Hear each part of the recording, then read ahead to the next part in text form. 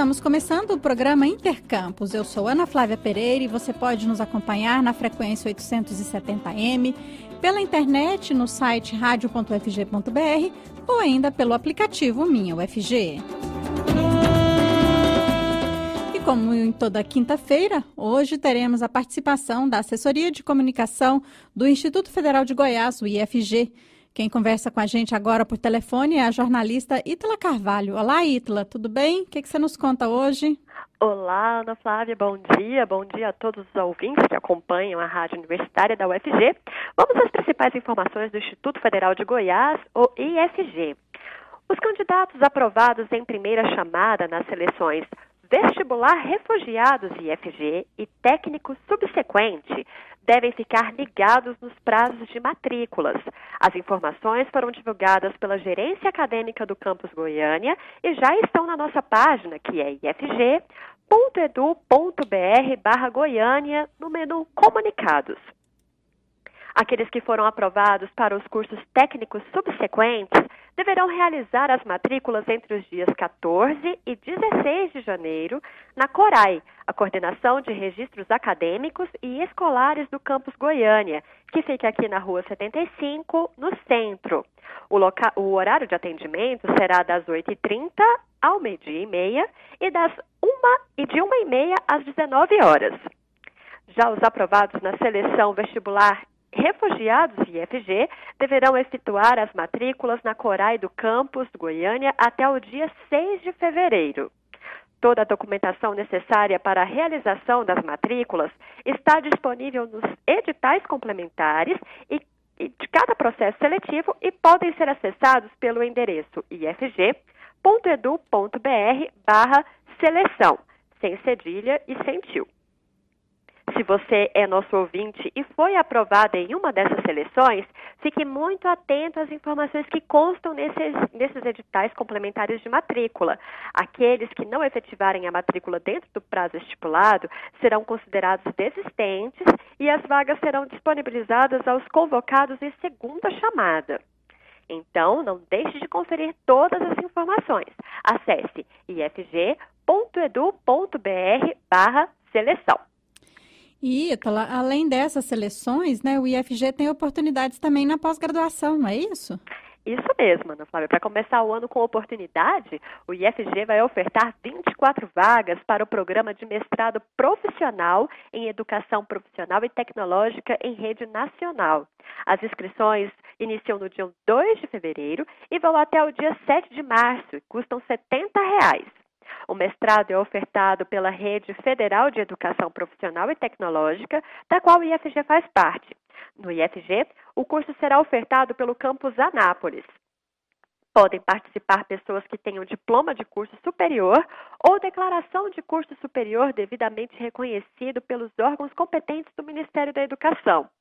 Para concorrer às vagas, o candidato deverá passar pelo Exame Nacional de Acesso, composto por 50 questões objetivas sobre temas ligados às bases conceituais e históricas da educação profissional e tecnológica, sobre metodologias de pesquisa e sobre teorias e práticas de ensino e aprendizagem. O curso tem como objetivo proporcionar formação em educação profissional e tecnológica, visando tanto a produção de conhecimento como o desenvolvimento de produtos por meio da realização de pesquisas que integrem os saberes inerentes ao mundo do trabalho e ao conhecimento sistematizado pertinentes à educação profissional de nível básico ou em espaços não formais. Se você ficou interessado, então confira mais informações na página do IFG, que é ifg.edu.br. No site, ainda está disponível a bibliografia para a preparação ao Exame Nacional de Acesso. E essas foram as informações do IFG, Campus Goiânia e também do Instituto Federal de Goiás. A gente agradece pela participação, Ana Flávia, e desejamos a todos vocês um 2019 repleto de boas energias e parceria com toda a equipe e ouvintes da Rádio Universitária. Ítala, muito obrigada por sua participação também e até semana que vem, né? Até semana que vem. Feliz Ano Novo para todos nós. Até. Ouça o Intercampus também pela internet no site da Rádio Universitária ou pelo aplicativo Minha UFG.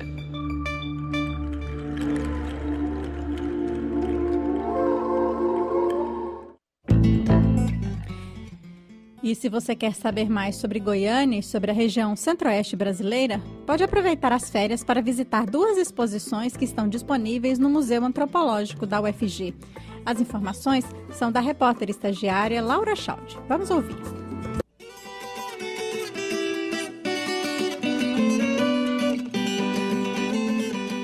Se você gosta de história, o Museu Antropológico da UFG te convida a visitar a exposição Topos. Com plantas e documentos produzidos pelo topógrafo e engenheiro alemão Eduard Hansen, a exposição mostra a nossa capital das décadas de 50 a 80.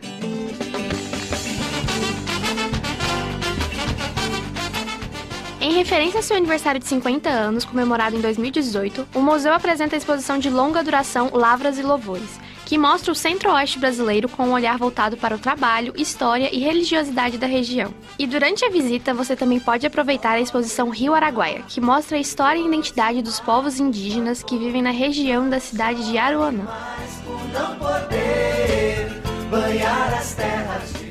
A exposição de curta duração Topos pode ser vista até o dia 1º de março. A entrada é franca. O Museu Antropológico da UFG fica na Praça Universitária e recebe visitante de terça a sexta-feira, das 9 da manhã às 5 da tarde. Laura Schaud para Intercampus.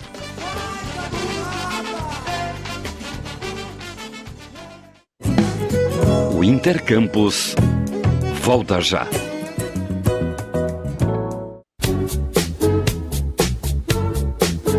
Jornal das 6. Independência e credibilidade desde 1980, de segunda a sexta, a partir das 6 horas da noite. Não perca!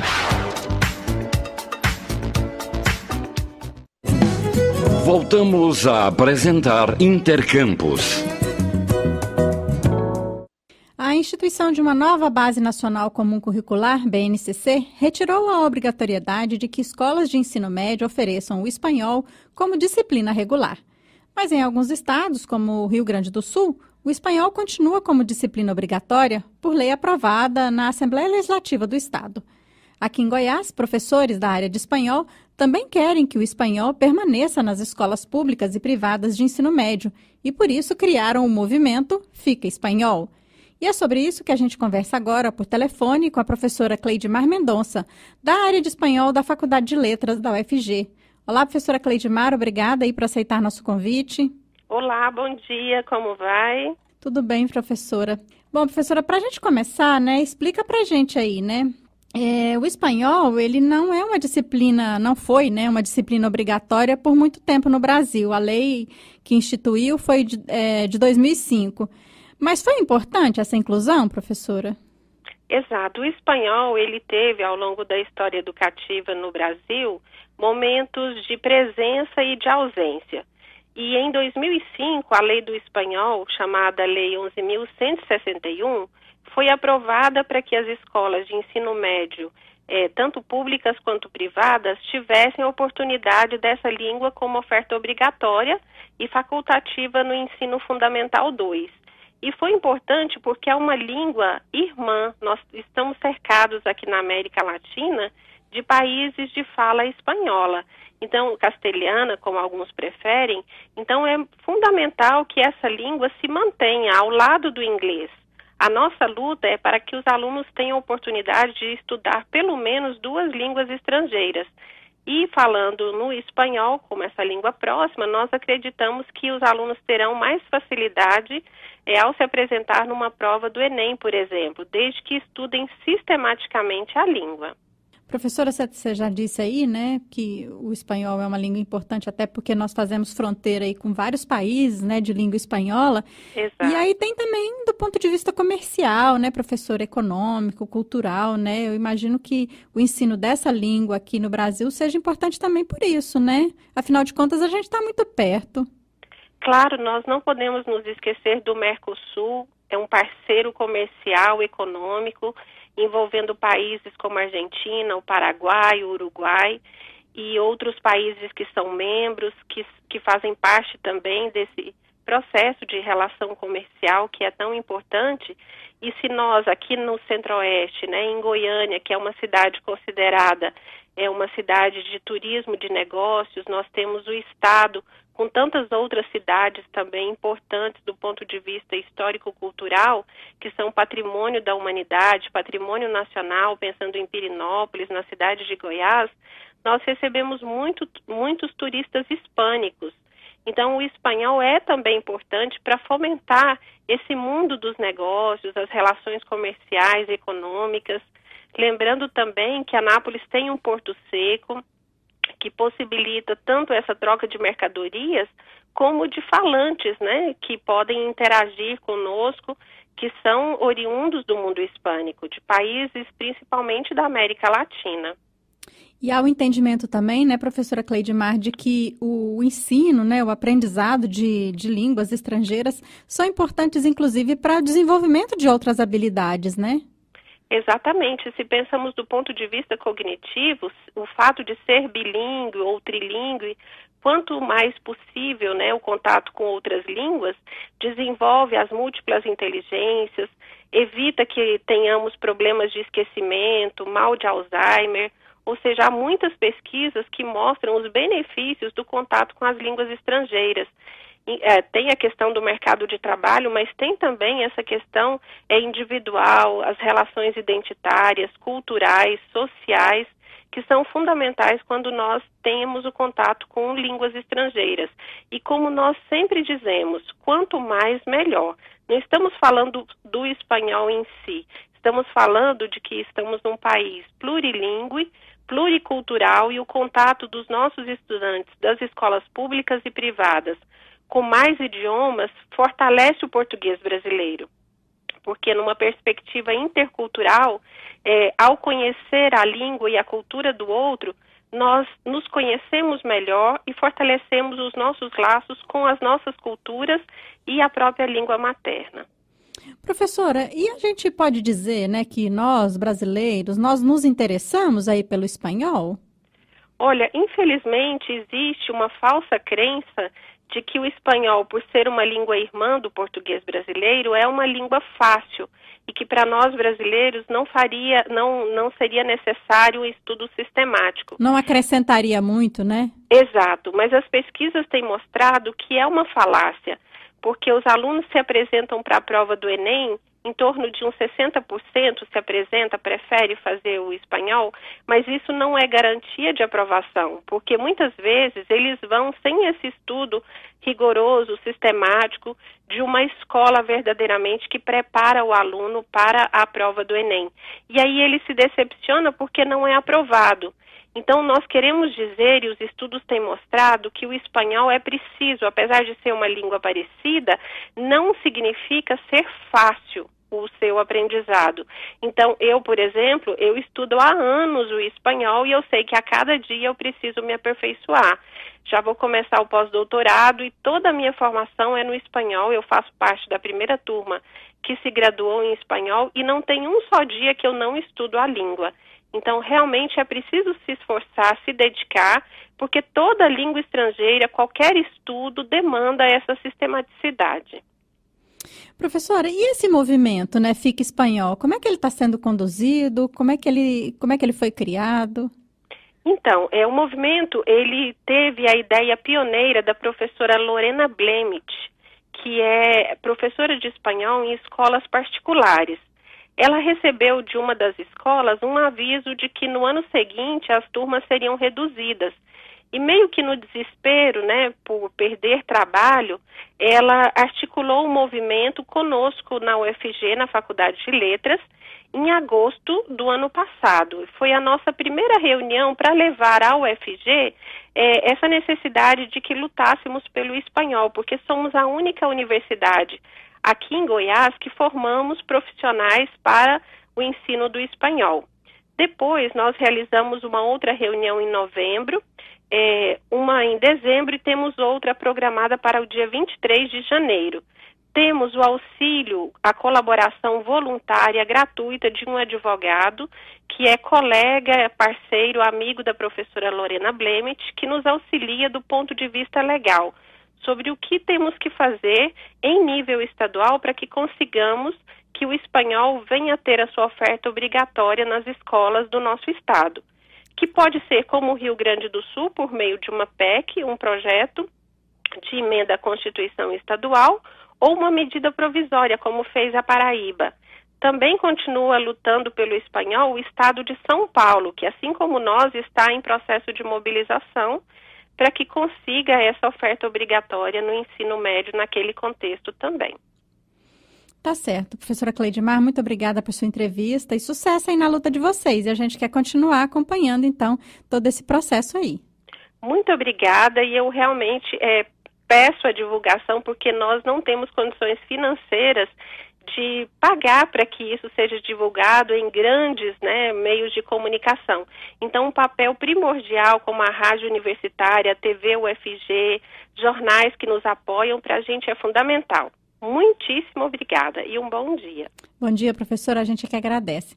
Essa foi a participação da professora Cleidmar Mendonça, da área de espanhol da Faculdade de Letras da UFG, que nos contou um pouco do movimento Fica Espanhol, que quer aí a volta do espanhol como disciplina obrigatória nas escolas públicas e privadas de ensino médio de Goiás.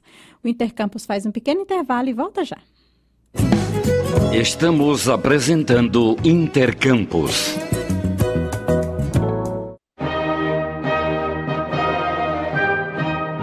Você tem um encontro marcado com os grandes compositores da história da música.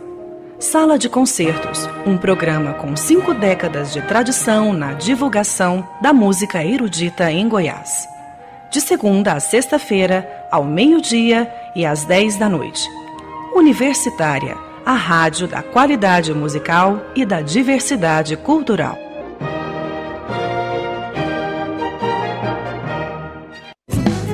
Voltamos a apresentar Intercampus. O Centro Integrado de Aprendizagem em Rede da UFG, o CIAR, abriu hoje as inscrições para a seleção de tutores que deverão atuar em cursos de graduação e especialização à distância na UFG. As inscrições são gratuitas e podem ser feitas até o dia 1º de fevereiro. Os editais de seleção estabelecem 17 vagas distribuídas entre o curso de licenciatura em artes visuais e as especializações em ensino de artes visuais, gestão e práticas educacionais inclusiva, educação inclusiva e tecnologia assistiva e também educação patrimonial, escolas, museus e comunidades.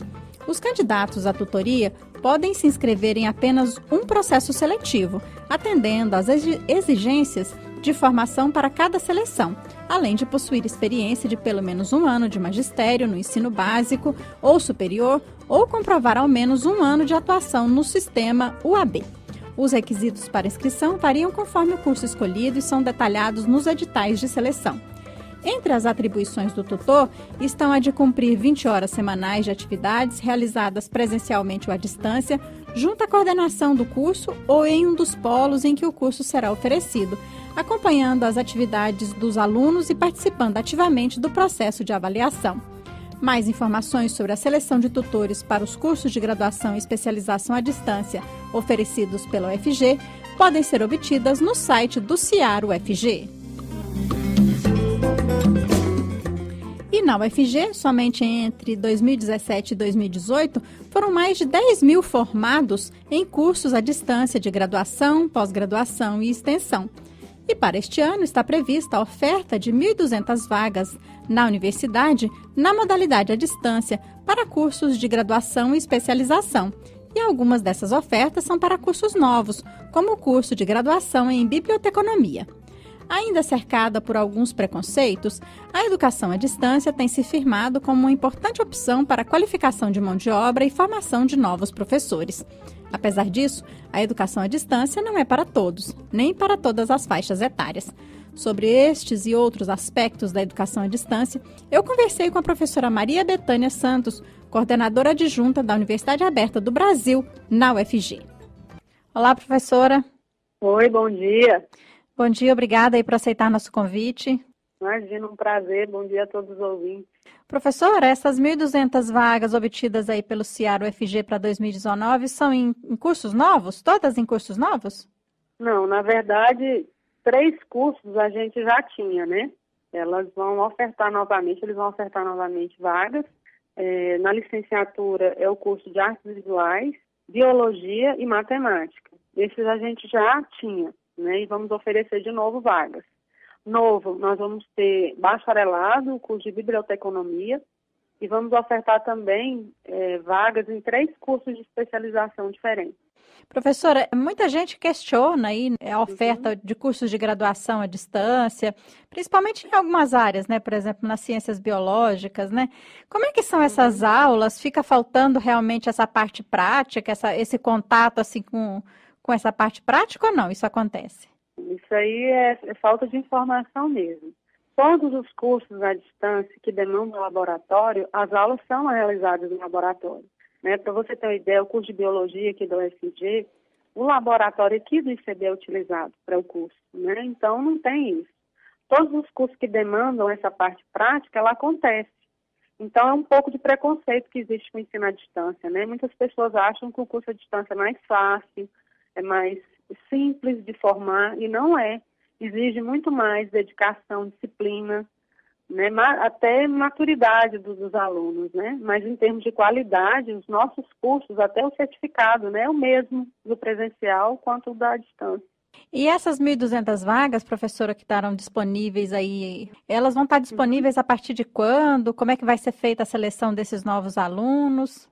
Para a graduação, os cursos vão começar no segundo semestre de 2019. Então, a gente está nesse processo, né, de organização, porque tem a seleção dos tutores, né, os coordenadores dos cursos estão se organizando com relação a isso, e a parte toda da seleção, né, via vestibular ou Enem. Então, todo esse primeiro semestre de 2019 vai ser para essa organização, para as aulas começarem no segundo semestre de 2019. E no caso das especializações, não, aí já é para o primeiro semestre. Isso, especialização já começa agora, provavelmente em abril de 2019. Quem quiser, professora, saber, né, a oferta de cursos, as vagas disponíveis, como é que deve fazer? Você pode acessar diretamente o site do CIAR, né, www.ciar.fg.br, que lá tem todas as informações.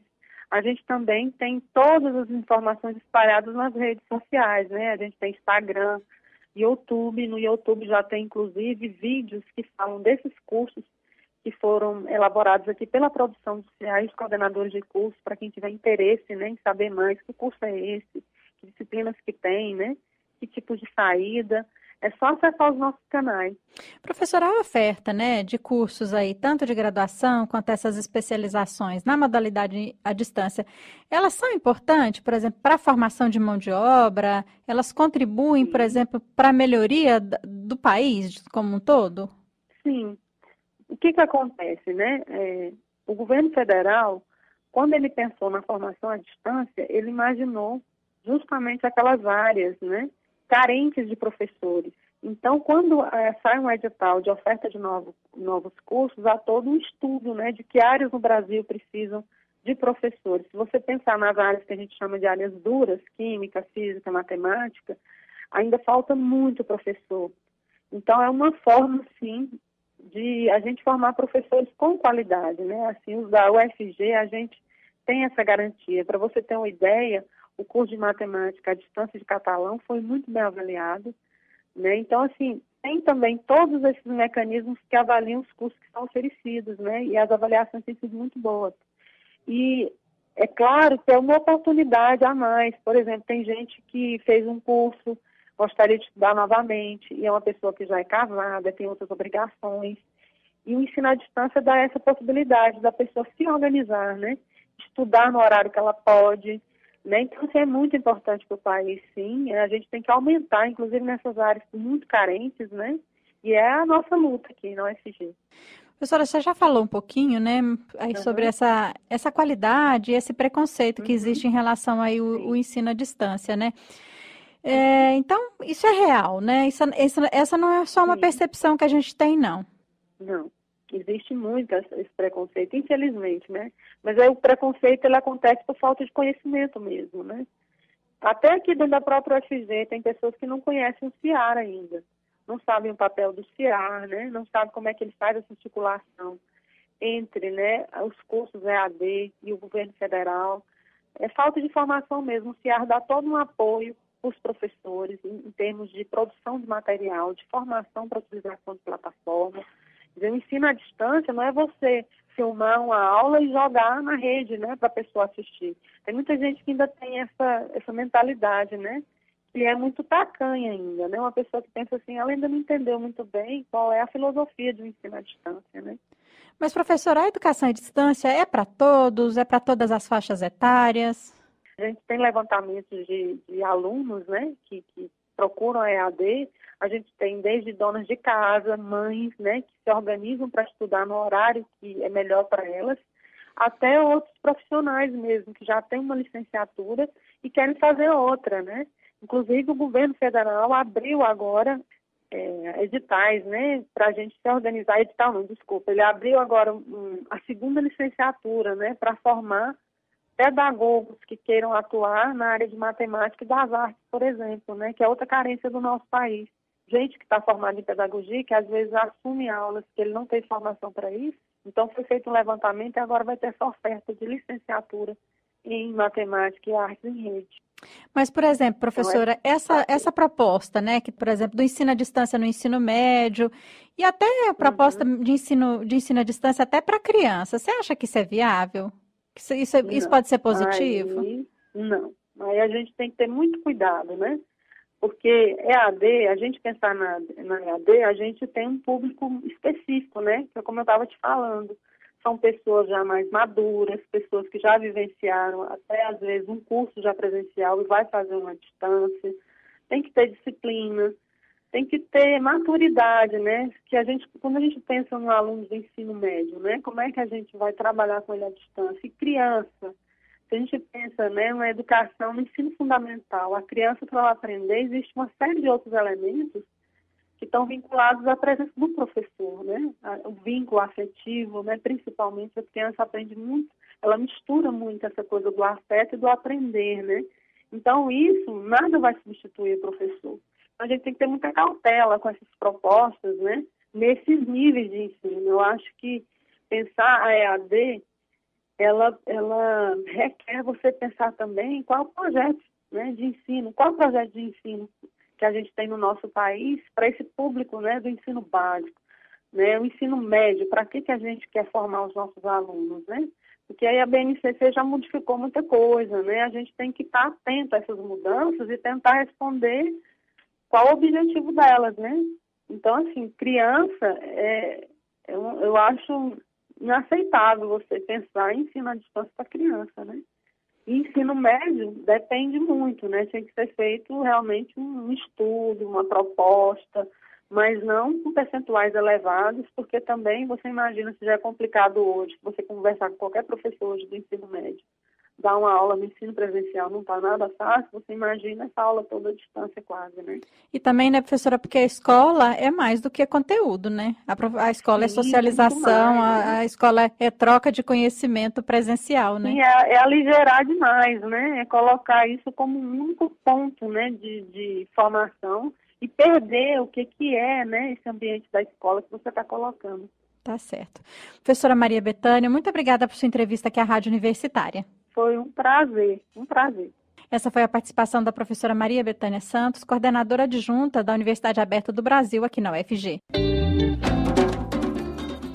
E com essa informação, a gente encerra o Intercampus de hoje. Os trabalhos técnicos foram de Ana Cláudia Rezende.